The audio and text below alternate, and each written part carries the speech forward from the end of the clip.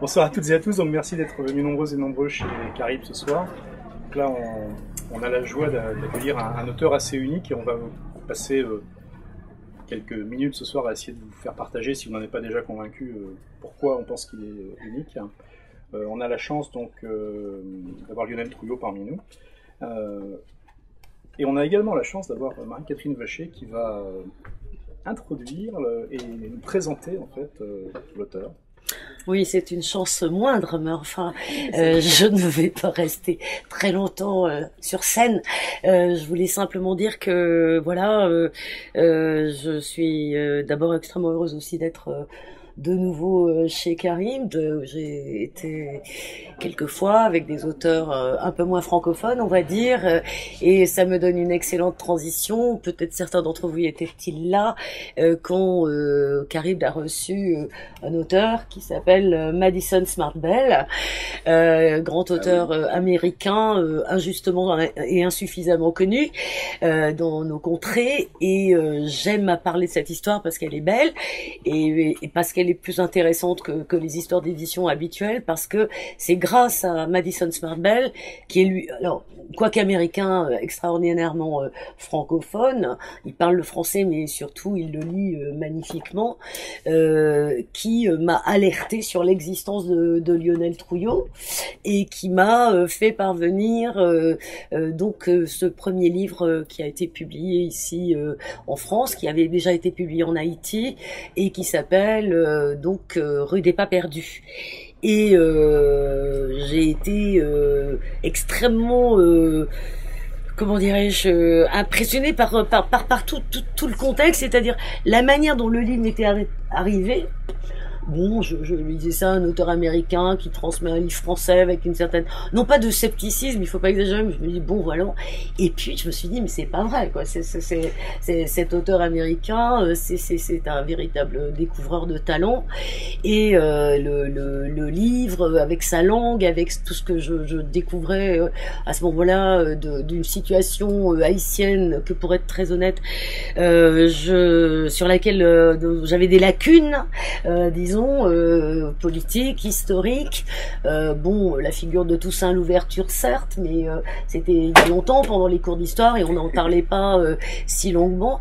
Mais là, j'ai découvert un monde d'engagement, d'une problématique, et puis surtout un écrivain qui prenait tout cela à bras le corps, et mais à bras le corps avec un corps et des bras et des mains d'écrivain, c'est-à-dire que il donnait à comprendre et à lire un territoire qui immédiatement bon s'imposait comme une terre de littérature et une terre politique, intellectuelle.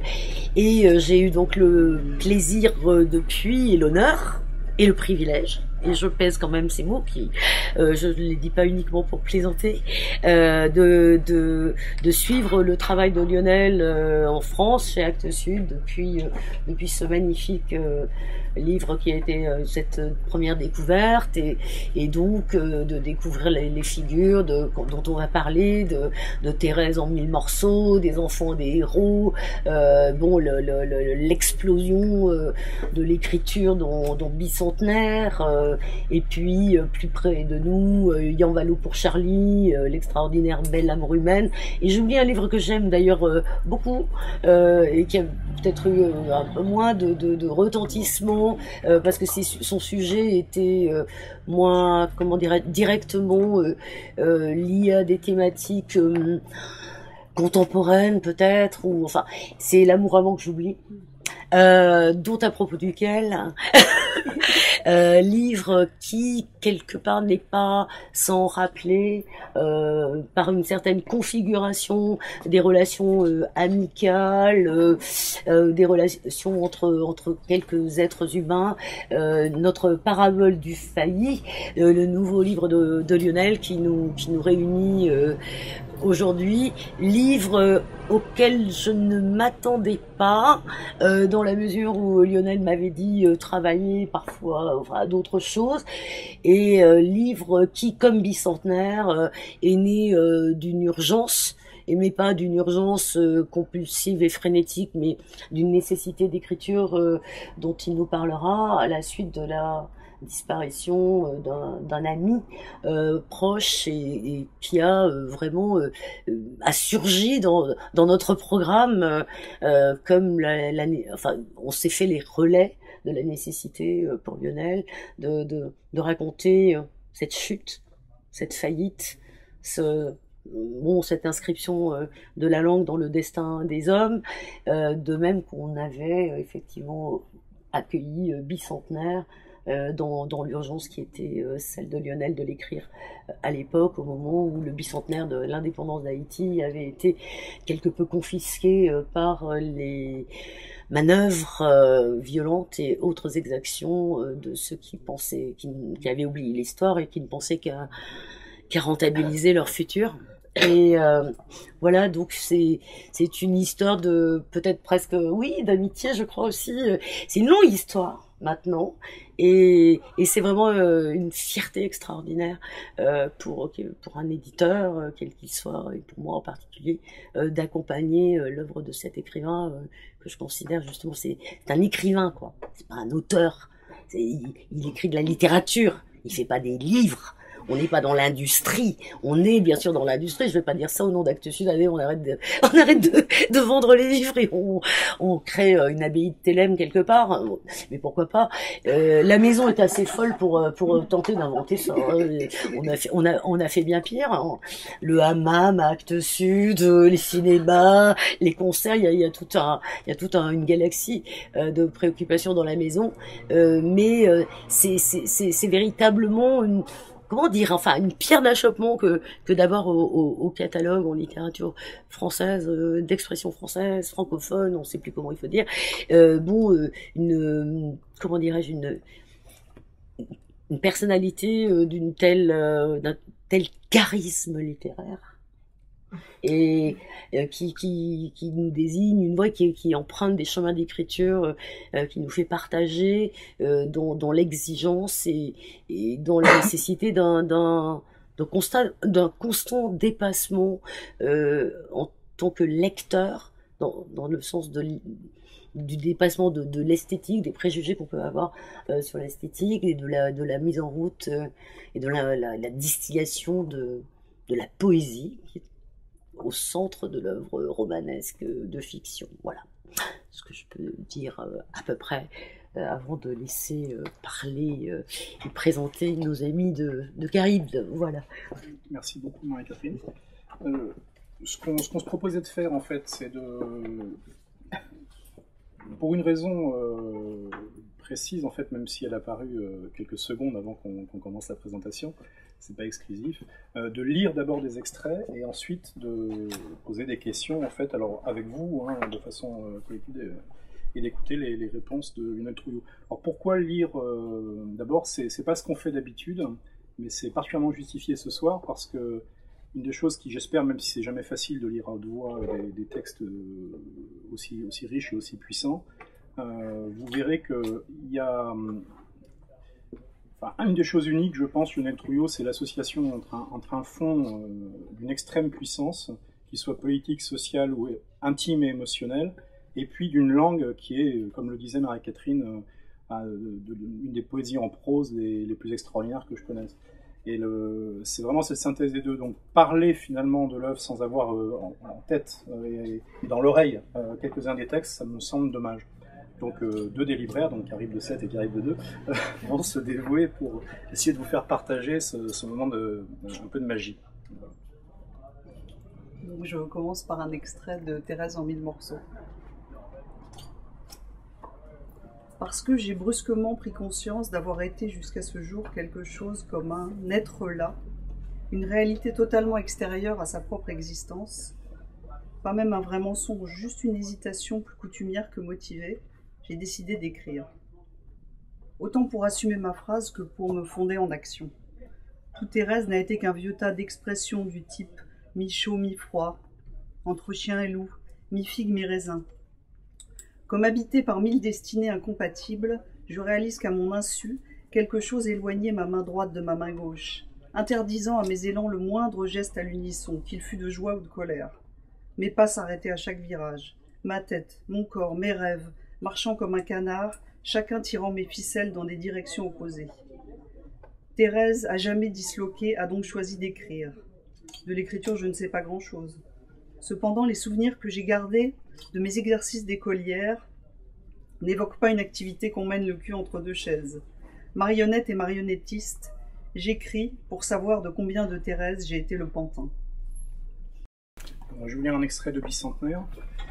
Donc juste pour placer en fait le sujet en une phrase, donc il y a une très grande manifestation qui est prévue dans le cadre des célébrations du bicentenaire d'Haïti, manifestation qui est anti-gouvernementale puisqu'à l'époque le gouvernement d'Aristide a fait un certain nombre de choses assez désagréables pour les populations, pour employer un véritable euphémisme.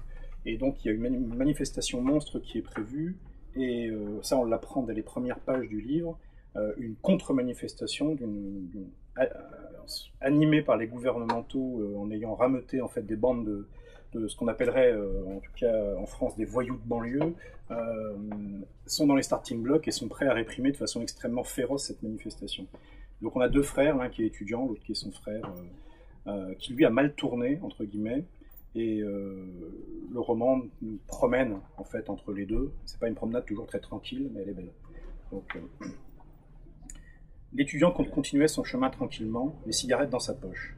Il s'était arrêté devant le commerce d'une marchande des rues pour acheter une boîte d'allumettes. Rien ne pressait, le rendez-vous n'était qu'à 9 heures. Il avait largement le temps de se rendre chez le docteur avant de redescendre dans le quartier des facultés pour rejoindre ses amis.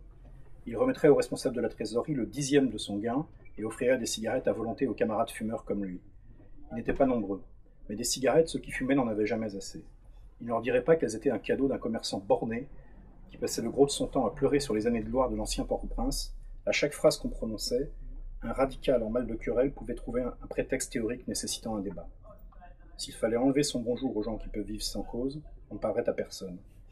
Lucien savait cela et aimait bien parler aux gens. Et un étudiant avec une mère exilée de naissance dans un bourg du plateau central, Ernestine Saint-Hilaire, moi, noir, qui regarde le temps qui passe dans le soir, un étudiant en guerre malgré lui avec un frère qui se shoot au crack, au fineur, à la colle, et à toutes les belles saloperies, les jeans, les lunettes noires, les mégamonts de bracelets, les ampoules colorées, les cartes téléphoniques et les photos stars qu'il se procure avec son Glock. Un étudiant avec une mère comme ça, un frère comme ça, un étudiant qui ne se connaissait pas très bien lui-même, avait droit à son jour de chance sous la forme d'une vingtaine de petits cylindres blancs avec une ligne verte et un arrière-goût de miel qu'il partagera, allez les amis, avec des camarades aux chaussures usées comme les siennes, originaires comme lui de trous de coucou au bout du monde et pourtant si proches, à quelques kilomètres de poussière, des maigrelets comme lui, avec comme lui des restes de manières de paysans qui se tiennent la main en traversant les rues folles du centre-ville. Alors qu'à Port-au-Prince, les hommes ne font pas ça, comme le dit l'épicier. Des camarades durs d'oreille sans le savoir, dyslexiques sans le savoir, parce que les déficiences et les malformations, c'est le boulot des spécialistes. Et que veux-tu qu'un spécialiste aille foutre dans ton trou de paria à détecter des maladies dont personne ne connaît le nom et dont de toute manière personne ne guérira parce que la souffrance coûte moins cher que la guérison.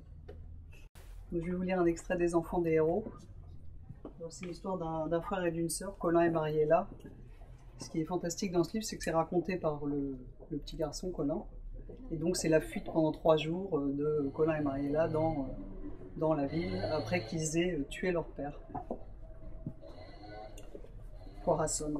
Le soir de la mort de Corazon, alors que nous longions les rails, je n'ai pas pensé à mes amis. Ils sont devenus une obsession le lendemain. J'étais vraiment trop fatiguée pour avoir des idées.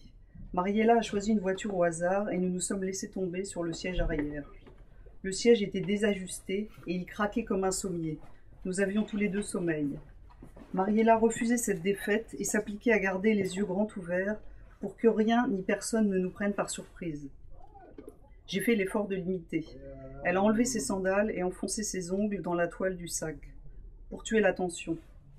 Nous sommes restés un moment sans parler, à regarder de tous côtés, sans rien voir d'autre que la nuit, de rares étoiles, des chiens perdus et les masses sombres des autos. Puis j'ai proposé le jeu des questions, une invention de Mariella pour m'aider à réviser mes leçons en période d'examen. Je lui adressais la question, elle me lisait la bonne réponse et me retournait la question. Je n'avais qu'à reprendre ce qu'elle avait dit 3 fois, 10 fois. Ainsi, j'ai pu mémoriser quelques noms d'inventeurs et des vérités sur les chiffres, réciter de grandes guerres avec de belles batailles qu'il faut connaître par cœur, et de toutes petites avec des morts moins étudiées qui ne méritent pas mieux qu'un paragraphe en fin de chapitre. et des leçons plus difficiles sur les plantes et sur les serpents. Cela plaisait à Joséphine de me savoir promue dans la classe supérieure. Nous n'avions plus joué à ce jeu depuis que j'avais cessé de fréquenter l'école. Ce soir-là, c'était pour de vrai. Les réponses n'étaient pas écrites dans les livres. Pour trouver un sens à la vie ou à la mort, nous ne pouvions nous contenter des vérités toutes faites des manuels. Il n'y avait pas de récompense, ni bon point, ni classe supérieure. Ni la fierté de Joséphine et ses prières d'action de grâce, car tu dois tout à Dieu, la santé comme l'intelligence. Ce soir-là, il fallait inventer, chercher qui nous étions, vaincre la mort de Corazon, la fuir ou l'accepter, casser le fil ou le recoudre, inventer une langue capable de tout dire, qui tiendrait le passé, le présent et l'avenir ensemble. Être les mêmes que la veille, ou savoir que nous avions changé, que nous ne dirions plus que des mots sans fil conducteur, des phrases sans ancrage, juste bonnes à tuer le temps. Il y a un extrait donc de Parabole du Feuilly, donc comme l'a dit Marie-Catherine, donc un poète donc Lionel Trouillot connaissait réellement, donc qui, dans le roman donc a deux amis qui ne sont pas véritablement des amis d'enfance, enfin deux amis en tout cas très proches, qui vont évoquer tout au long du livre, et je ne voudrais pas de quelle façon et comment ça aboutit, mais on sait de toute façon dès le départ qu'il vient de se suicider en jetant d'un immeuble de 12 étages, mais la figure du poète va être évoquée à travers un certain nombre d'anecdotes, en fait, et qui prennent du sens peu à peu, en confrontant à la réalité de ce qu'ils ont vécu ensemble, parfois de ce qui a été imaginé. Dans les fêtes de salon où on t'invitait à réciter des poèmes, oui alors, l'ensemble en fait s'adresse aux disparus, hein, donc c'est pour ça qu'on dit tu, mais alors qu'il est mort. Dans les fêtes de salon où on t'invitait à réciter des poèmes, un petit musset par-ci, les plus désespérés sont les chemins les plus beaux. Rien de vaut un alexandrin déclamé par un suicidaire pour satisfaire aux élans artistiques de la moyenne bourgeoisie. Qu'il est bien, ce garçon. Un petit Baudelaire par là. Souvent, pour s'amuser, les hommes d'équipage, tu t'efforçais d'être poli, de ne pas te mettre en colère, tu commençais à être connu. Dans les salons des beaux quartiers, il te vouait l'affection qu'on porte aux bêtes de cirque. Il dit bien, et quelle voix! Il n'appréciait pas trop quand tu introduisais des rustres comme ils mettent. Tous les matins, docteur, mon cœur est fusillé en Grèce. Trop choquant pour les nobles dames. Les rues sales, la poudre à canon, le pain rare, tout cela manque d'élévation. Fallait-il que la poésie se mêle de fusillade? Revenons au grand thème, à ces choses de l'âme qui transcendent le réel. Encore un petit musset, à que c'est beau le romantisme. 3 fois sur 4, tu acceptais leurs règles du jeu. Cela te coûtait. Nous le voyons aux efforts que tu faisais pour sourire, répondre poliment aux commentaires et aux compliments. L'estropié, ne pouvant s'empêcher de compter et d'établir des statistiques, m'annonçait la date de ton prochain éclat. Tout commençait pourtant bien. Soudain, un nuage passait devant tes yeux. Tu t'énervais au fil des textes et des verres de rhum, tu buvais vite, trop vite, et l'orage éclatait. Fini les petits Musset par-ci, les petits Hugo par-là. Les autres, les convives, les poètes, et ceux qui ne comprendraient jamais rien à la poésie, les vivants et les morts, les gens simples et les grands seigneurs, tout le monde en prenait plein la gueule. Tu te mettais à briser les vers. Et la mondanité sur fond de littérature, l'intermède poétique ponctué de petits fours et de cocktails des îles, la soirée bien pensante, faussement contestataire, que la maîtresse élue avait bien préparée en choisissant des invités de qualité, la fausse bohème bien installée dans l'énorme salon bourgeois, tournait à la catastrophe. Un soir, la maîtresse de maison, une poétesse du dimanche, rentière dans le civil, en avait perdu son dentier. L'estropié avait dû abandonner un instant sa canne pour m'aider à te maîtriser. Nous sommes sortis de là en marchant à reculons, sous le regard furieux de la bonne bourgeoisie libérale, pleurant sur sa vaisselle brisée, sa soirée, ces mauvais poèmes que tu avais refusé de lire à l'assistance. Et toi, tu imitais sa voix. Un petit Musset par-ci, un petit Hugo par-là. Nous t'entraînions vers le portail. Tu nous échappais, revenais narguer la dame. Un petit Musset par-ci. Et nous partions enfin. Sur le chemin du retour vers le 2 pièces, l'estropié comptait les verres que tu avais brisés. 3. Moi, je jouais l'agent de sécurité en te suivant de près. Tu marchais vite, courais presque, t'arrêtant soudain pour t'asseoir au bord du trottoir et ne levant la tête qu'au passage d'une voiture, déjà installée dans ta deuxième façon d'être triste. Tes lèvres bougeaient sans émettre le moindre son, les autres, même nous qui nous prenions pour tes meilleurs amis, n'ayant nul besoin d'entendre ton impossible conversation avec toi-même.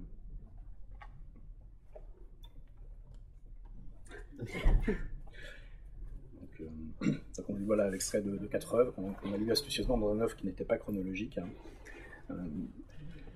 et qui, on l'espère, même si c'est bref, vous donne une idée du type de langue, d'émotion et du type d'intelligence qu'il peut y avoir dans les textes de Lionel Trouillot. Donc je propose maintenant qu'on pose des questions à Lionel Trouillot, qui s'efforcera d'y répondre. Donc, est-ce que quelqu'un veut commencer? Sinon, ne vous inquiétez pas, on a préparé quelques questions quand même, au cas où. Moi j'avais une question par rapport... Je ne vais pas l'allumer. On sort dehors. J'avais une question par rapport à...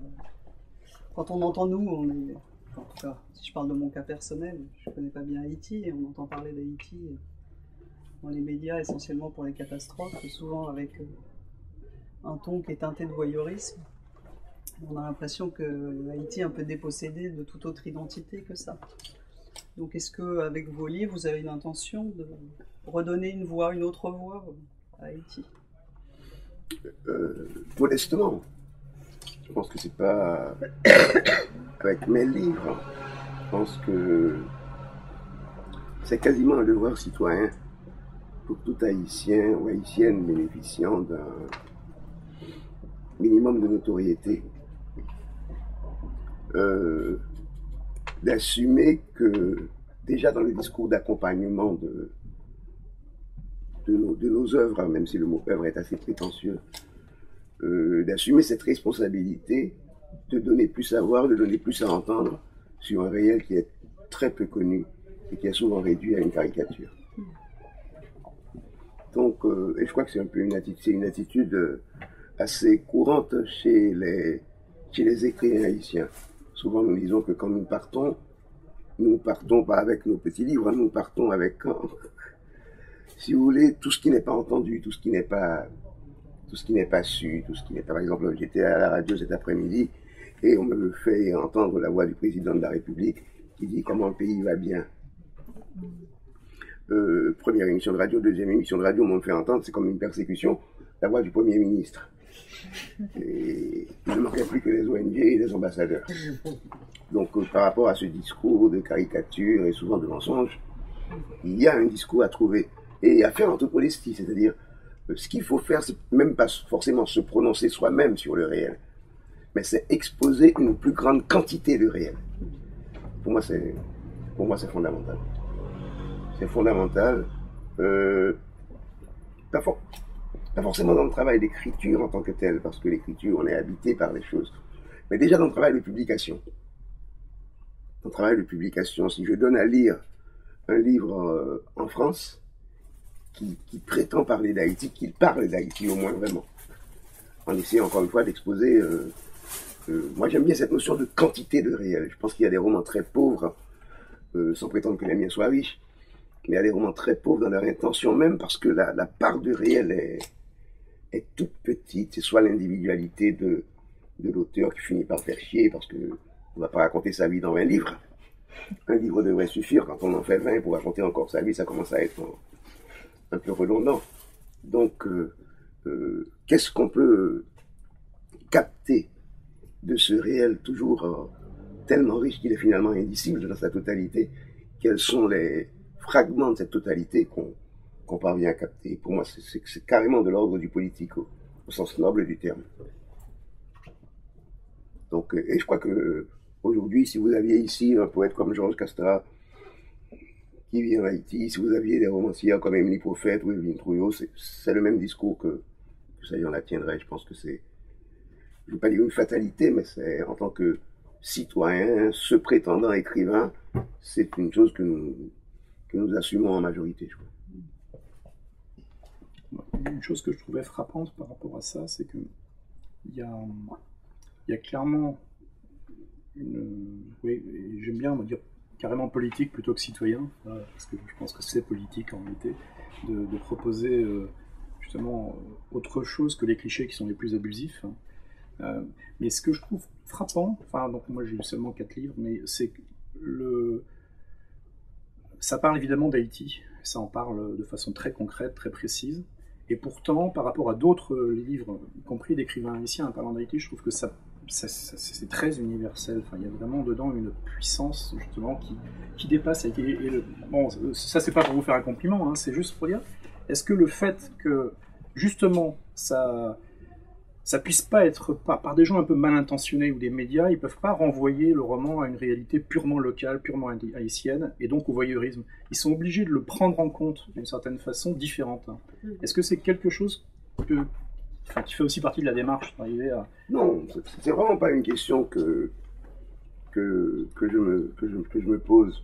Et je pense que, sans vouloir choquer ni être provocateur. Cette problématique elle-même est déjà raciste. Poser la question face à un livre, il parle d'un réel défini et il est en même temps universel. Et bordel, excusez-moi de ne pas être poli, tout livre me semble parler d'un réel spécifique et être universel. Si le livre vaut la peine d'être lu. Je veux dire, qu'est-ce que moi j'en ai à foutre chez moi du pont Mirabeau, du fameux poème d'Apollinaire. Le pont Mirabeau n'est pas plus universel qu'un quartier pourri de Port-au-Prince.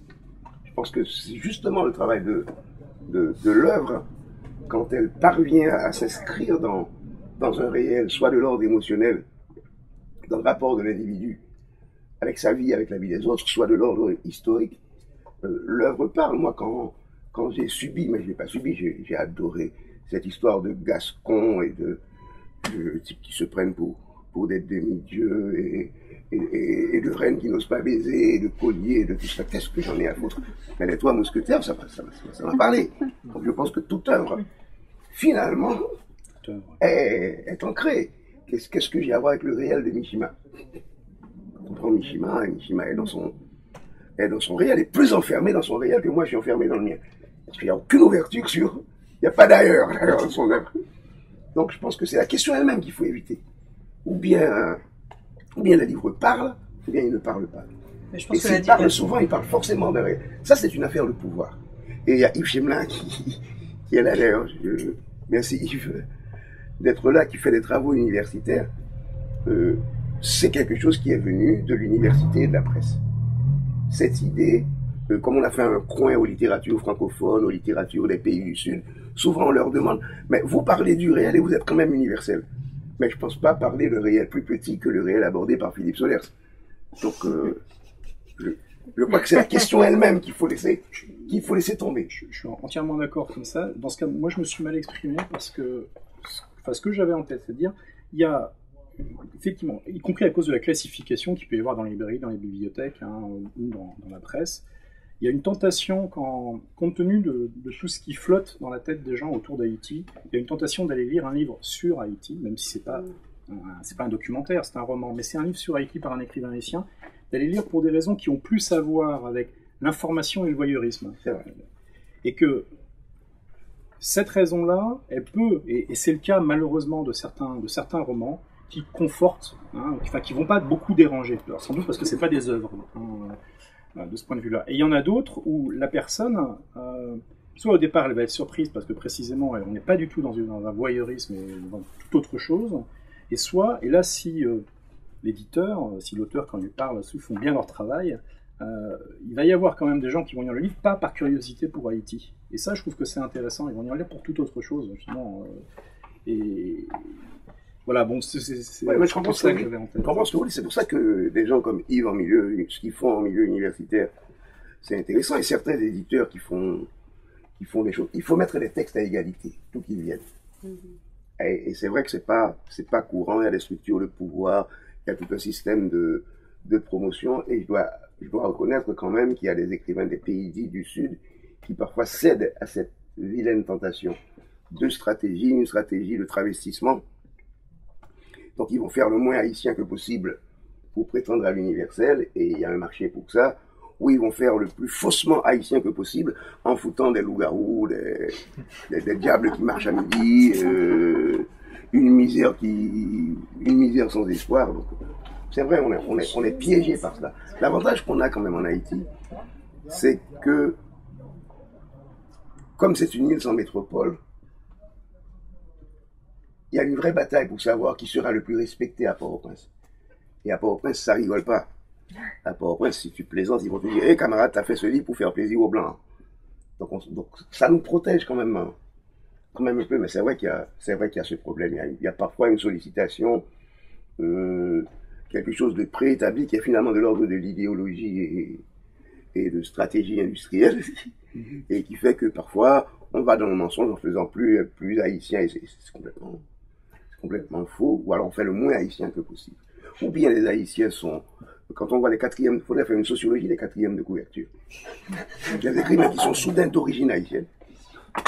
Donc être haïtien c'est insuffisant. On est d'origine haïtienne, donc on a quelque chose de plus. Ou alors on est haïtien ancré, pas si ancré que ça.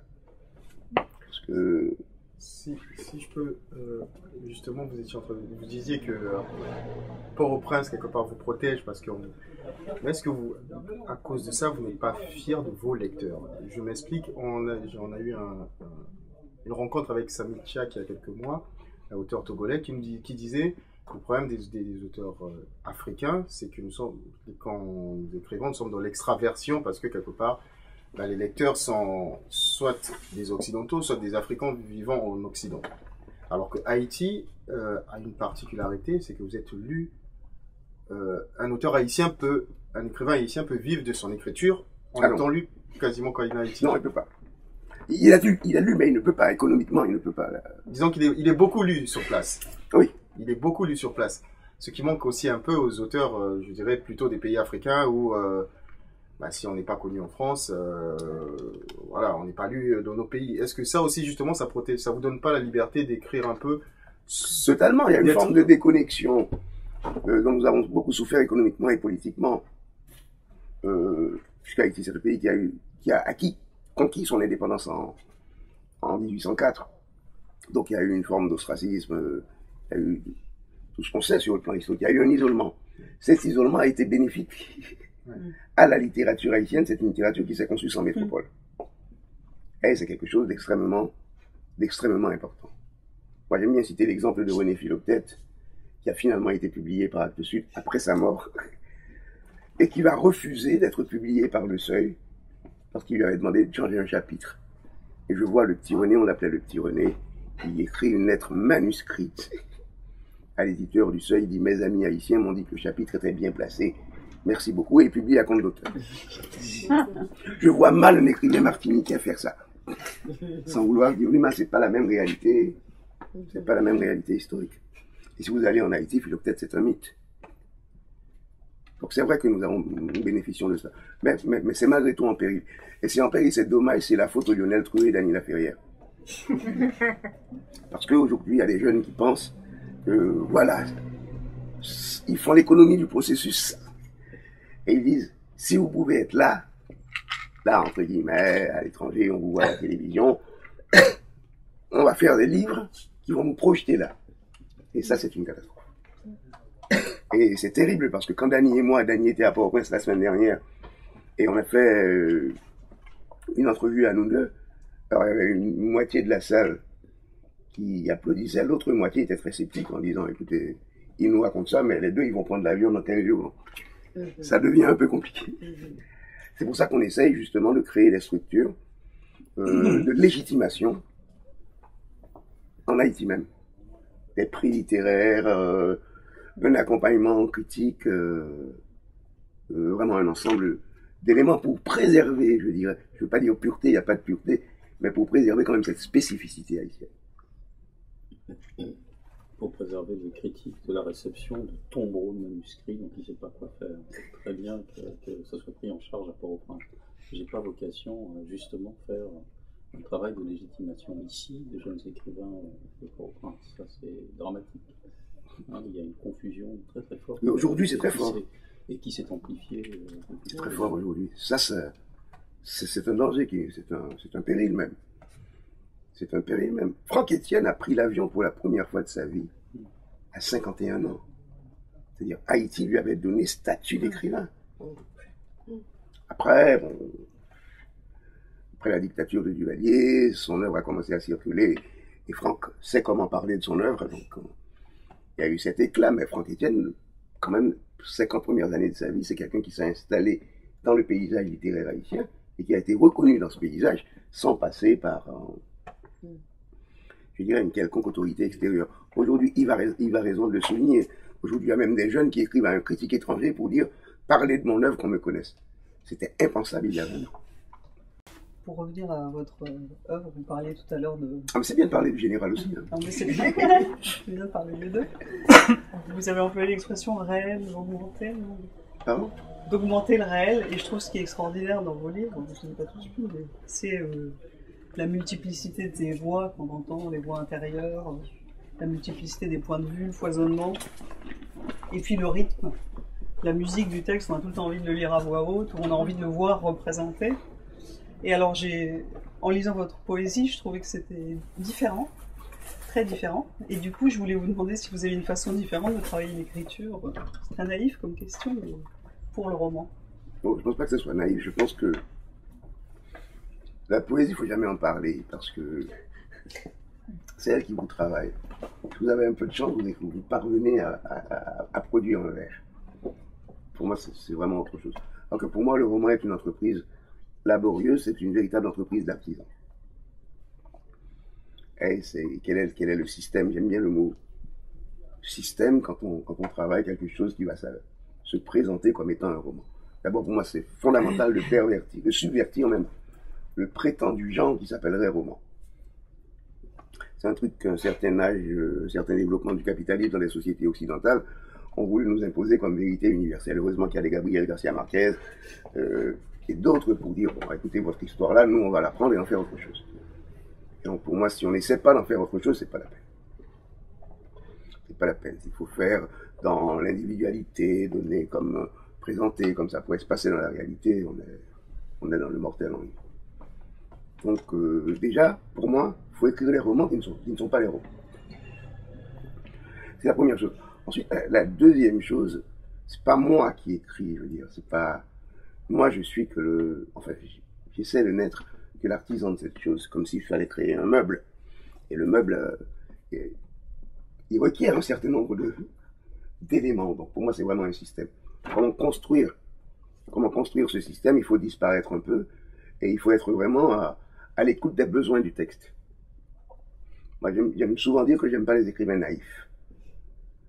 Qui disent, ah, j'ai voulu exprimer ceci, voilà, c'est un geste, c'est un élan, ça. Pour moi, pas du tout. Pour moi, c'est du travail systématique. Maintenant, pour que ça me soit à moi déjà supportable, il faut qu'il y ait cette dimension poétique. Parce que raconter une histoire, tout le monde raconte des histoires. C'est pas l'histoire en elle-même, hein, la fable en elle-même qui apporte quelque chose. On a tous des histoires à raconter, un père qu'on a aimé, un père qu'on n'a pas aimé. Tout ça est d'une banalité parce que justement ça se reproduit. C'est pas là que se trouve à mon avis l'unicité. L'unicité est justement non pas dans le réel mais dans le rapport au réel. Et c'est ce rapport au réel à mon avis qu'il faut présenter pour qu'il soit intéressant. Il ne faut pas que ça soit uniquement mon rapport au réel. Il faut que ça soit le rapport au réel de toutes ces personnes qui sont là. Moi, je pourrais bien concevoir comme système un écrivain qui radote et toutes ces personnes qui sont là dans cette librairie et qui l'écoutent. Qu'est-ce qui se passe dans leur tête? Quel est leur rapport réel? Quelle est leur condition? Qu'est-ce que je dirais si j'étais eux? Qu'est-ce que j'entendrais si je les écoutais? Et c'est pour ça qu'il y a cette, je dirais pas multitude, mais qu'il y a quand même un assez grand nombre de voix. Je pense il faut sortir le silence de son état de silence pour le donner à entendre. Et aujourd'hui, on vit dans une époque postmoderne où chacun veut que l'humanité soit soumise à son bavardage sur sa propre condition, ou son rapport à sa condition. Moi, ça m'intéresse, politiquement, ça m'intéresse pas, socialement, ça m'intéresse pas, en tant que lecteur, ça m'intéresse pas. J'essaie de faire des livres avec des gens qui sont pas moi. Pour moi, c'est extrêmement important. Comme je vis en Haïti, bon, évidemment, il y a ce côté, je dirais, presque surdéterminé socialement et politiquement, parce qu'en Haïti, on n'entend pas les pauvres. C'est un pays où seuls les riches ont la parole, ils vont passer leur week-end à Miami, ils vont passer leurs vacances ailleurs, ils exploitent des gens qui sont pas leurs frères. Donc là où le silence est le plus lourd socialement, c'est là qu'en toute modestie, j'essaie de puiser pour faire entendre les voix. Par exemple, Les Enfants des héros, c'est un livre dont je suis très fier, ça n'a absolument rien à voir avec ma condition. Et imaginez ces deux enfants dans un bidonville qui vont tuer un père qui ne fait que taper sur leur mère. Pour moi, c'est ça qui est important. Et en écrivant ce livre, je me suis dit, mais qu'est-ce qu'ils doivent penser, ces enfants? Comme pour Thérèse en 1000 morceaux, il y a plein de gens qui m'ont dit, mais comment t'as pu écrire ce livre? Simplement, il suffit de regarder les femmes haïtiennes pour trouver qu'il y a quelque chose à dire là. Et c'est ça qui m'intéresse. Regarder, écouter, être attentif à la condition des autres et supposer aux autres quelque chose à dire. Moi, c'est avec ça qu'il faut travailler. bien sur ce que vous disiez à l'instant sur cette distinction, enfin justement qui est parfois très artificielle, surtout en Europe occidentale et aux États-Unis sur le roman et la poésie. C'est vrai qu'à la lecture, enfin, le volume et la puissance en fait d'images, de métaphores et de choses, mais qui n'ont jamais l'air d'être comme des affaîtries justement qu'on rajoute pour faire joli. Ça a l'air d'être naturel. Ça, moi, ça résonne avec le fait, et là c'est peut-être une complète idée reçue, mais que en Haïti et peut-être ailleurs, mais la poésie aujourd'hui existe. Elle a un statut littéraire. Ah oui. Alors que c'est pas le cas. Enfin, il faut être honnête en France et peut-être un peu aux États-Unis, mais ça c'est à vous de me dire. Générale. Non, j'ai dit ça, c'est à vous de me dire. Non, mais il me semblait que, enfin, moi.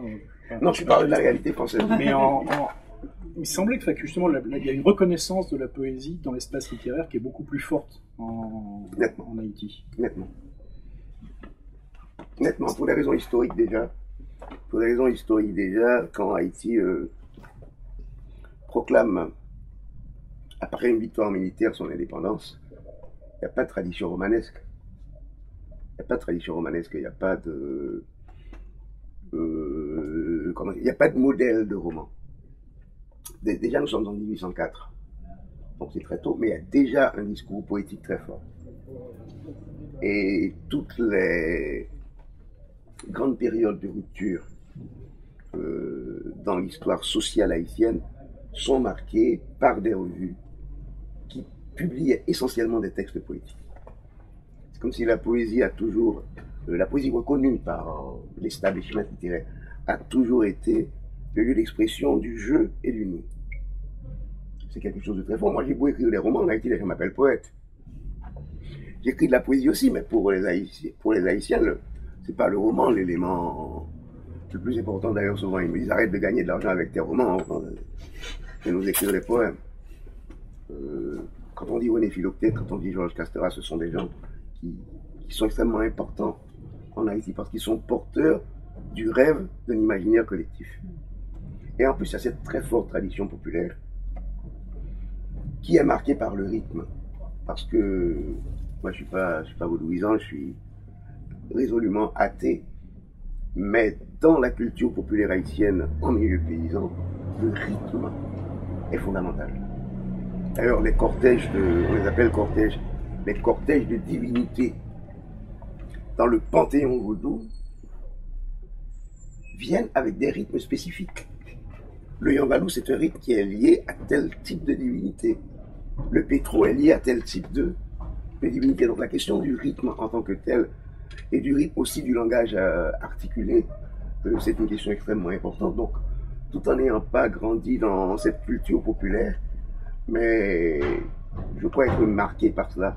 Je crois qu'il y a une grande tradition littéraire. Vous parliez de Jacques Roumain, Alexis, Anthony Lespès, qui est moins connu, qui a écrit un très beau roman, Les semences de la colère, et d'autres. Il y a toujours eu de la part, je dirais, des écrivains très ancrés dans le social et porteurs de messages humanistes, cette volonté de produire un langage très rythmé. Philoctète dont j'ai parlé tout à l'heure, toute l'équipe d'Haïti littéraire, Émile Ollivier, le grand romancier haïtien qui a vécu au Canada. Là, je crois que c'est un peu la tradition dans laquelle je m'inscris. Et si on vit en Haïti, on est frappé par cela. Si vous allez dans un marché public en Haïti, vous pouvez rester là pendant longtemps en vous disant, voilà, toute la poésie est là, moi j'ai rien à écrire. C'est vraiment très fort. Sur ces auteurs que vous mentionniez, justement, qui ont aussi, mais même si c'est il y a des dizaines d'années, hein, une écriture, justement, alors que vu d'une fenêtre très française, on a tendance à appeler hybride, parce que l'intrication, justement, prose et poésie est tellement forte que ça donne une impression d'héritation, alors qu'elle est naturelle, qu'elle n'est pas du tout, justement, une construction. Mais ce que je trouve étonnant, et ça c'est un sentiment depuis pas très longtemps, depuis 8-10 ans, et ça c'est du travail d'éditeur, mais il y a aussi quelque chose, ces auteurs des années 30 ou 40 ou 50, dont certains avaient été un peu panthéonisés mais qu'on lisait plus, en tout cas en France, hein, j'ai l'impression qu'il y a un retour, on les réédite, on en reparle, Heureusement. C'est rassurant, d'autant plus qu'ils sont très politisés, donc c'est très agréable. Heureusement.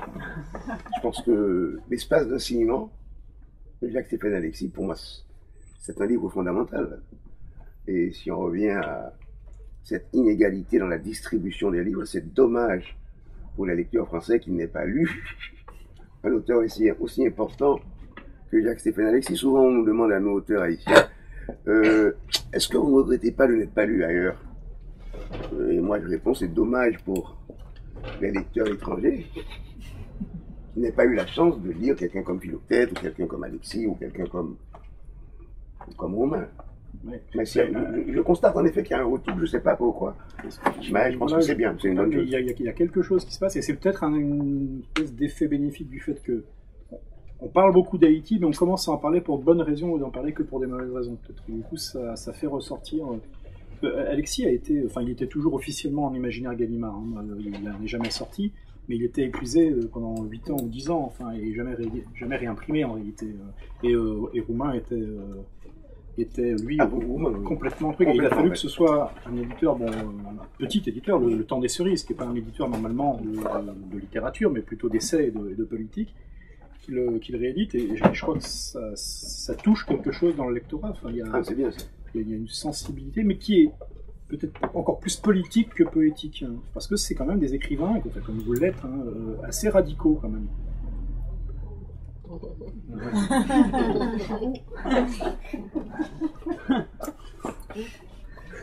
Il faut le lire, c'est vraiment... Comment peut-on écrire ça? À 30 ans, 30 et quelques années.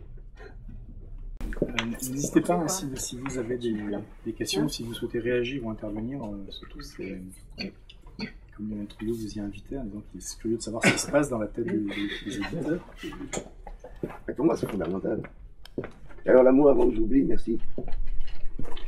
Donc, moi, les livres que j'écris naissent toujours d'un élément extérieur. C'est-à-dire, c'est pas à l'intérieur de moi que je vais chercher, disant, ah, Lionel, t'as ton cœur qui bat très fort. Tout. L'amour avant que j'oublie, c'est vraiment un livre qui est né d'une situation comme celle-ci.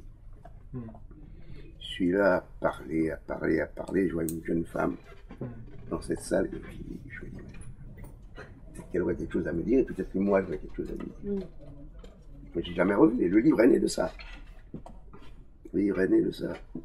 Comme, en fait, vraiment la plus... Yanvalou pour Charlie est né d'une... Je suis allé dans une fête un peu bourgeoise et je voyais un petit garçon noir alors que la majorité des gens étaient chétigendeurs. Que tu connais. La majorité des gens étaient plutôt clairs de peau. Donc ça veut dire qu'on est en Haïti sans être en Haïti. Quand on est dans un milieu mulâtre en Haïti, ça veut dire qu'on est... Il y avait ce garçon qui était là, il voyait que la plupart des parents ne lui parlaient pas et la plupart des enfants ne lui parlaient pas. Donc je me dis, mais qu'est-ce que c'est que cette histoire? Et je posais comme si je vraiment chez des amis. Je dis, mais qu'est-ce que c'est que ce gars? Qu'est-ce qui se passe? Et ils m'ont expliqué que c'était l'ami de leur fils, qui lui avait choisi son ami parce que l'autre petit habitait le même quartier et il se voyait tout le temps. Et donc lui il a dit, c'est ma fête, mon copain il vient. Les parents sont des gens de gauche, hein, qui n'ont rien contre la présence du garçon, qui n'aurait peut-être pas eu d'instinct l'idée de l'inviter. Il était là et vraiment ça faisait déparer. Et puis je lui ai demandé quel était son nom. Il a dit Dieu tort. Et le livre est parti de là. Il y avait quelque chose à explorer là. Moi j'aime bien, donc c'est pour ça que quand on me dit quel est le prochain livre, souvent je sais pas, le prochain livre ça va être un... Et quand je me prends pour un écrivain, que je me dis je vais écrire un livre, j'ai un sujet, ça marche pas, bicentenaire. Avec Catherine pour en témoigner, j'avais un livre dans la tête qui était né de moi-même. Puis il y a eu mon copain étudiant qui s'est fait assassiner, et il y a eu tout ça, et Bicentenaire, c'est un livre, je ne crois pas mentir, que j'ai écrit en 2 mois, parce qu'il était devenu une sorte d'urgence. Donc chaque fois que je me prends pour un écrivain, il y a un élément du réel qui vient s'imposer à moi et qui me dit tu vas écrire autre chose. J'aimerais bien savoir l'élément du réel qui vient de la belle amour humaine, parce que moi, c'est ce que je vous ai dit, justement. Ah, la belle amour humaine. La belle amour humaine. Aïe.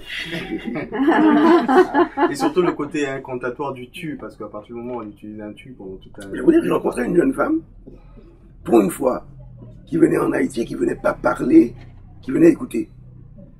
Et il se trouve entre autres qu'elle s'appelait Anaïs. Oui, elle existe. Oui. Le réel, ça peut être aussi de vraies rencontres avec de vraies personnes. Et puis je voulais rendre hommage, je vais vous dire, je vais pas le nommer, autre chose qui m'avait frappé. Un grand peintre haïtien, un maître. Ça fait 10 ans qu'il est aveugle. Et il a des neveux à lui qui peignent cette toile, lui il l'a signé. J'ai trouvé ça fabuleux. Parce que c'est exactement le cas dans le roman. Et je voulais aussi rendre hommage aux peintres, aux musiciens, aux artistes haïtiens, de manière générale. Et c'est un livre aussi de colère. Les gens me rendaient la vie impossible en me disant, c'est quand le roman sur le séisme? J'ai dit, mais arrêtez de réduire ce pays à ce séisme. Le séisme est un accident. Le problème le plus grave d'Haïti, quand j'entendais des bêtises du genre Haïti année zéro, je dis, mais vous foutez la paix aux gens.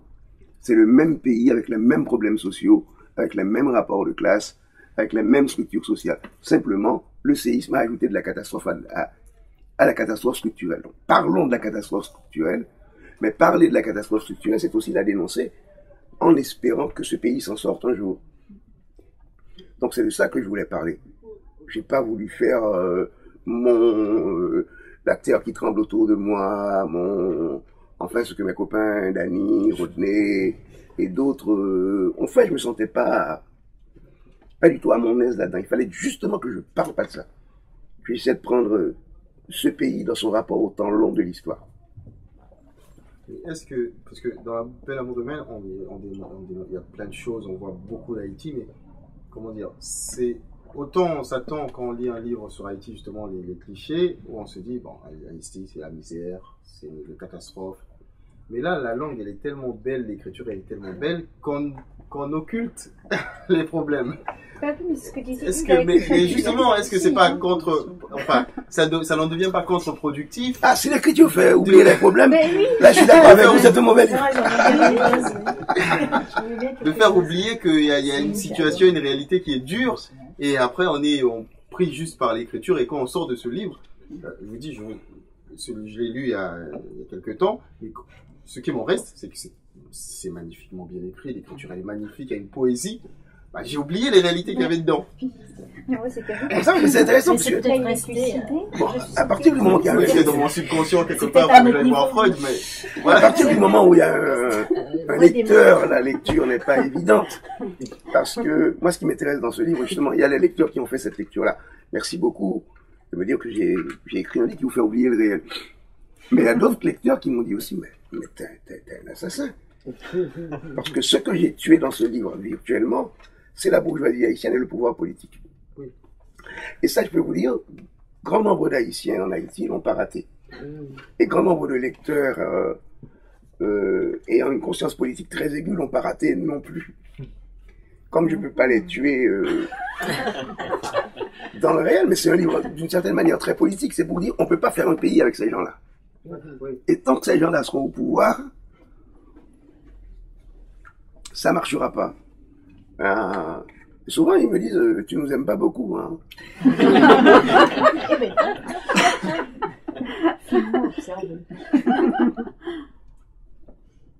C'est vrai, j'ai droit à ce genre de remarques. Pourquoi tu nous as fait ça? Tu nous aimes pas beaucoup. Et souvent, je leur dis, mais qui est nous? Ça aussi, c'est quelle est la référence identitaire qu'on se donne. Dans un pays comme Haïti, souvent la personne n'est pas haïtienne. Elle est mulâtre haïtien. Elle n'est pas haïtienne, elle est capoise.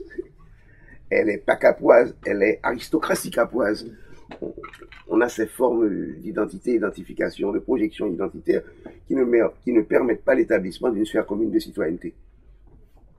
Donc moi j'essaie aussi de poser la question, et si nous nous contentions d'être humains, simplement de sortir de ces formes d'enfermement. Mais le problème, c'est que ces formes d'enfermement qui agissent dans nos têtes correspondent à des formes d'enfermement dans la réalité politique et dans la réalité économique. C'est ça la difficulté de la littérature. Comment dire ça sans ne pas essayer d'aller profondément dans le réel? C'est très compliqué. Je pense qu'aujourd'hui, la littérature a besoin d'un Émile Zola adapté à la réalité ou aux réalités que nous vivons. Adapté, quand je dis adapté en termes de langage aussi. Mais je pense que, excusez-moi, je fréquente souvent les librairies, je pense que la quantité de réel qu'on trouve dans les librairies est tellement médiocre par rapport à ce qui se passe. Par rapport à ce qui se passe dans le monde, ça devient terrifiant. C'est ce que dit Peter Handke dans les entretiens qu'il a fait sur France Culture il y a quelques mois. J'ai écouté ça il n'y a pas longtemps, sur l'épopée. Comme genre qui pourrait être réactualisé, mais sans refaire le Seigneur des Anneaux. Mais justement, il raconte comment il peut marcher sa ville, où il a cette maison là, dans la baie de Personne, et tu pars à pied, et puis tu vas jusqu'à Notre-Dame, à pied.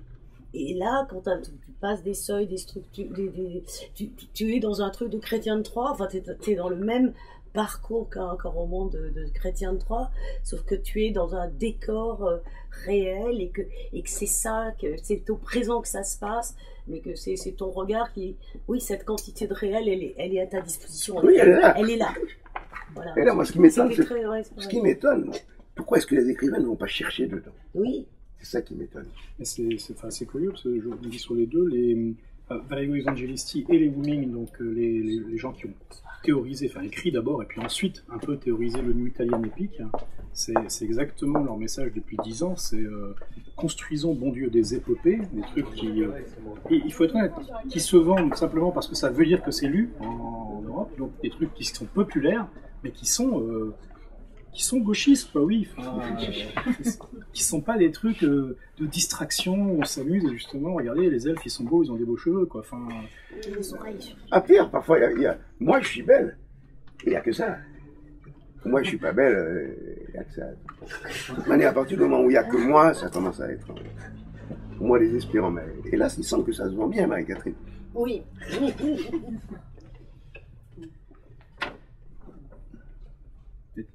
Question complémentaire, est-ce que justement il y a des écrivains aujourd'hui, alors pas nécessairement haïtiens ni même antillais, mais des écrivains tout court, dont vous sentiriez proche, mais dans le mélange, c'est-à-dire d'une écriture assez exigeante, voire très exigeante, et d'un engagement politique et fort, quoi, enfin un engagement.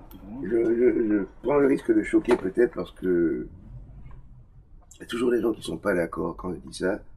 Moi, le romancier à m'avoir marqué vraiment touché sur les 20 dernières années, c'est José Saramago. Déjà, cette idée de système. Saramago, il n'y a jamais une phrase gratuite. C'est un système. On peut aimer ou ne pas aimer. Ça, c'est autre chose. On n'est pas obligé d'aimer. Je respecte un écrivain qui dit voilà la relation au réel que je veux établir dans mon travail. Et voilà la relation au langage que je veux établir dans mon travail. Je pense qu'un livre comme La Lucidité, je pense d'ailleurs que tout occidental devrait lire La Lucidité, puisque vous croyez beaucoup aux élections, même si elles ne servent à rien. vous allez lire des gens de gauche qui vont faire des politiques de droite, vous allez... C'est assez, excusez-moi, c'est assez pathétique, si je me permets de faire un peu d'anthropologie ou d'ethnologie de l'Occident. Et Saramago le dit de manière fabuleuse, insupportable. C'est pour ça qu'il y a des gens qui le détestent. Ils ne peuvent pas le lire, ça c'est pas de la vie, parce qu'ils merde. Moi, je pense que c'est ça aussi la littérature. On ne peut pas faire une œuvre qui plaise à tout le monde. Quand on écrit, on choisit ses camps. Parmi ses lecteurs aussi, on choisit ses camps. Mais la lucidité, pour moi, c'est fabuleux. C'est cette population qui dit, bon, écoutez, on ne va pas voter. Ou alors, on va voter le vote blanc. Parce que lui et l'autre, là, c'est... Et il pense ça, il n'y a pas une phrase gratuite. Évidemment, il y a le retour à un vieux mythe romantique, sauf que le mythe romantique était plus intéressant parce que il s'identifiait quand même à l'autre. Or aujourd'hui, quand j'entends parler certains écrivains français, ils disent « Moi, j'écris ce qui se passe en moi. Je m'exprime. » On dirait un gamin, c'est une sorte de conscience sociale d'adolescent.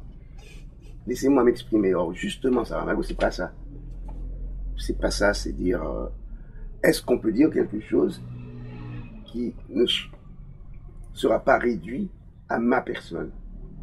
On voit pas le tempérament de Saramago quand on le lit. On ne sait pas de quelle blessure intérieure il souffre, comme tout être humain. Il doit souffrir de blessures intérieures. Il dit, et justement, sa quantité de réel est énorme. En plus, il trouve le moyen d'en faire une fable qui fonctionne, qui a trompé même Hollywood, parce que quand on prend son roman L'aveuglement, ils en ont fait un film hollywoodien qui a bien marché en plus. Vraiment, côté roman, c'est le romancier qui m'a le plus interpellé sur les dernières années. Question. Le roman, excusez-moi, je vais dire une chose abominable. Le roman est un genre vulgaire. Si on va dans la vulgarité, que ça soit utile à quelque chose. Il était question de structure, de légitimation haïtienne et de spécificité haïtienne. Alors moi, je suis l'auteure martiniquaise qui a écrit sur elle-même, donc voilà, on m'a déjà évoqué. Est-ce qu'il y a des ponts, parce que je n'ai aucune idée de la façon dont ça se passe, est-ce qu'il y a des ponts qui se construisent tout de même avec les autres îles? Difficilement. Difficilement. Difficilement parce que c'est déterminé par Paris, en termes de pouvoir. Je dois dire cependant que la Guadeloupe fait des efforts énormes. Fait des efforts énormes pour qu'il y ait une connexion Haïti-Guadeloupe qui ne passe pas par Paris. Mais écoutez, pour que mes livres soient lus en Martinique, il faut qu'ils passent par Paris. Hein. Pour que Chamoiseau soit connu en Haïti, il faut qu'il passe par Paris. Mais je prends un auteur que je respecte beaucoup, Stevenson en Guyane. Il n'est pas connu en Haïti, sauf de quelques-uns, parce qu'il n'a pas fait le grand circuit de vous ne le verrez pas à la grande librairie, donc il ne va pas arriver en Haïti. Oh ben moi aussi, il faut que ça passe par Paris. C'est un vrai problème, mais je pense qu'on commence à développer des stratégies de déconnexion et de connexion par nous-mêmes. Mais là, je dois dire que la Guadeloupe, de manière politique, fait un peu plus d'efforts que la Martinique de ce côté-là. C'est des choses qui m'avaient frappé récemment. Mais alors, quand Madison Smartbell était venu ici, évidemment, ça faisait comme un déclic, mais ça m'est apparu aussi en lisant l'année dernière dans l'installation française, le recueil Haïti Noir, qui était sorti chez Asphalt. Et une des choses qui m'a trouvé, c'est tiens, finalement, les écrivains haïtiens donc, écrivent avec du matériau qui vient d'Haïti, mais de façon assez étonnante, parce que je n'avais pas l'impression que ça a toujours été comme ça. On a peu d'auteurs français, de France métropolitaine en tout cas, qui écrivent avec du matériau Haïti, alors qu'il y a de plus en plus d'Américains. Ah, ça c'est vrai. Ça c'est vrai. Je ne veux pas généraliser sur d'ailleurs je ne sais pas, si je dis aux gens qu'il ne faut pas, quand ils parlent caricaturer la réalité haïtienne, je ne vais pas prendre sur moi de faire des caricatures d'une réalité que je connais pas. Je connais pas le fonctionnement global de la littérature ici en France. Mais on a ce sentiment, les Américains pendant longtemps, je peux chercher, il n'y avait pas d'écrivains qui écrivaient, qui avaient une connaissance assez intime, assez forte d'Haïti et qui l'utilisaient comme matériau. Alors que depuis une vingtaine d'années, c'est quelque chose qui doucement croît de plus en plus. Dans un pays qui est francophone, effectivement, qui est indépendant depuis plus longtemps que tous les autres pays. C'est vrai, ce qui est le plus étrange, la plupart des écrivains dont vous parlez aux États-Unis sont des écrivains blancs. Tout à fait. Et je pense que les États-Unis ne souffrent pas de cette crise de manque de réel. Parce qu'aux États-Unis, quand même, il y a des écrivains extrêmement différents et ils ont leur marché respectif. Et chez eux, ça fonctionne. Simplement, on va vous dire, Russell Banks est un écrivain du social. Donc les gens qui vont dans la librairie pour éviter le social ne vont pas acheter du Banks. Mais Banks va quand même se vendre et être respecté. Aux États-Unis, il y a cette diversité aux États-Unis. Alors, je suis à la fois modeste et imprudent en disant cela, parce que je ne veux pas prendre sur moi de parler encore une fois d'une réalité que je ne connais pas. J'ai l'impression qu'ici, c'est quand même plus surdéterminé, peut-être parce que les médias ont un point de vue plus unitaire, alors qu'aux États-Unis, on peut dire qu'il y a, même si on n'aime pas le mot, il y a des écoles ou tendances différentes et ça fonctionne. À propos de ça, Banks un jour m'a dit, de toute façon aux États-Unis on peut écrire tout ce qu'on veut parce que de toute façon personne ne nous lit. Je veux dire, à un moment donné, c'est vrai que... Ils achètent. C'est aussi ce que disait Percival Everett quand il est venu Oui, ici il a dit l'automne ça dernier. aussi. Il disait, Voilà. moi j'ai une grande liberté parce que personne ne me lit. Et oui, c'est ça.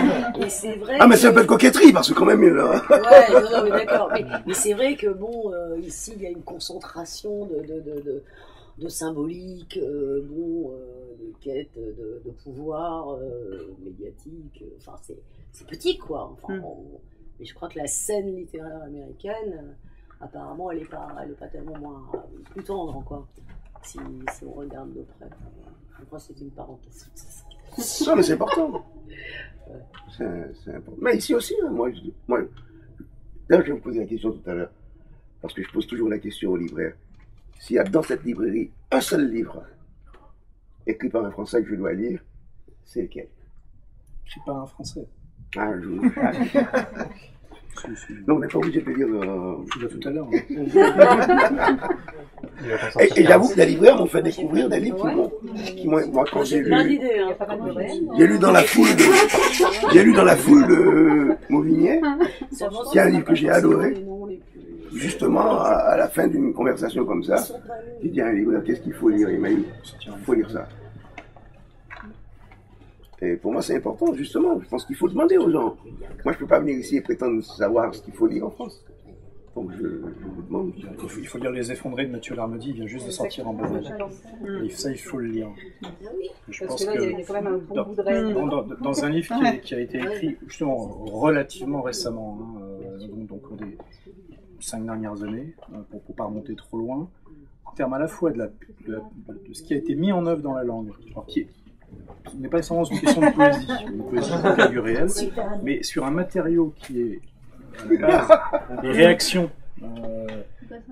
perçues dans l'intimité avec beaucoup de subtilité, imaginées bien entendu, de tout un tas de décideurs financiers du monde entier après la crise de 2008 qui s'effondrent précisément parce que c'est la catastrophe et que alors, un roman français qui parle de ça? Oui, c'est bien. Et qui en parle bien. Ah, je veux dire. Il y en a plein. De façon remarquable. Et avec une je veux dire, moi quand je suis invité dans les médias, c'est en général pas avec ces auteurs-là. On va vous l'offrir. C'est la moindre des choses. Donc c'est pour ça que je suis curieux. Oui, mais en même temps, il y a aussi la tendance lourde, pénible à l'envers, qui est que maintenant aussi, alors les ressources humaines et tout ça, et le harcèlement moral, c'est la tarte à la crème, on y va. Et il y a des gens qui écrivent des romans sociologiques. Et je veux dire, ça, c'est pas de la littérature. Moi, j'en vois plein des trucs comme ça. Ah, voilà. On refuse toute la sainte journée. Non, mais parce que bon, ça va. Je préfère lire un bon dossier sur mais c'est du permis, un roman. On me les pond oui, pas, mais si tu permets, Marie-Catherine, c'est bien, sociologiquement. Oui. Qu'ils aient cette inquiétude, ça va aboutir à de bons romans. Il faut laisser le temps aux choses. Qu'ils ouvrent un peu les yeux, quand même, mais qu'il y ait cette préoccupation sociale, je pense que c'est une bonne chose. C'est une bonne chose. C'est parce que c'est que la bonne littérature, et peut-être que pour arriver à la bonne littérature, il faut passer par la mauvaise. Il faut laisser les choses... Tu sais ce que tu dis sur les jeunes écrivains haïtiens, ils font pas le parcours, le processus, ils bouffent le thème, et puis voilà, on a les bouquins qui sortent comme des petits pains du micro-ondes. Et c'est ça cette littérature, on en est envahi des non-livres. Et moi, je trouve que c'est catastrophique, parce que c'est un discours complètement monovalent, et puis finalement tendance, quoi. Une fois que tu as dit c'est le harcèlement moral, c'est mal, bon, si tu descends pas dans la rue derrière, ça continuera, quoi. C'est ça aussi. Je veux dire, c'est pas irrigué par une nécessité, et après, par une action. Enfin bon. Mais c'est bien, je suis content d'être ici. D'abord, j'apprends. J'apprends la diversité de la situation de la création littéraire en France. C'est très intéressant pour moi. Comme peu à peu l'heure tourne, ce que je vous propose, si ça vous convient, c'est que on puisse, Vous allez fumer une cigarette on puisse fumer une cigarette et se remettre à boire, et ensuite on peut continuer la discussion mais de façon plus informelle, hein, sans problème, parce que ça on sait faire chez Carib. Je vote pour vous. Et en revanche, je tenais malgré tout justement, puisqu'on va quitter le terrain du formel pour l'informel, enfin du formel, n'exagérons rien quand même, mais le Matricule des Anges, donc qui est une très bonne revue que beaucoup d'entre vous connaissent, a sorti donc son numéro usuel de septembre, et dans lequel il y a un gros dossier sur Lionel Trouillot, et donc dossier qui est remarquablement bien fait. C'est souvent le cas, même si parfois il y a des dossiers moins bons que d'autres. Celui-là est remarquable, fait à partir notamment d'une longue interview par mail, mais qui a été très très bien rendue. Et dans cette interview, il y avait deux. En fait, il aurait dû y avoir un mot de la fin, mais je trouve qu'il y en a deux. Donc, je résiste pas à Galia. Donc, c'est des réponses de Lionel Trouillot à des questions qui lui étaient posées, mais je résiste pas à l'envie de vous les faire partager. Donc, la première, c'est: je dirais simplement qu'il faut essayer, sans jamais prétendre y parvenir, de faire des livres aussi laids que le réel et aussi jubilatoires que l'idée de sa transformation. Ça, je trouve que c'est magnifique. Et l'autre, c'est: les romans ne changent rien à la société, sauf à semer le trouble de quelques questions et à mettre en évidence certains points de la réalité. S'ils ne le font pas, s'ils n'allient pas le trouble et le bonheur de la lecture, c'est un peu nul, non?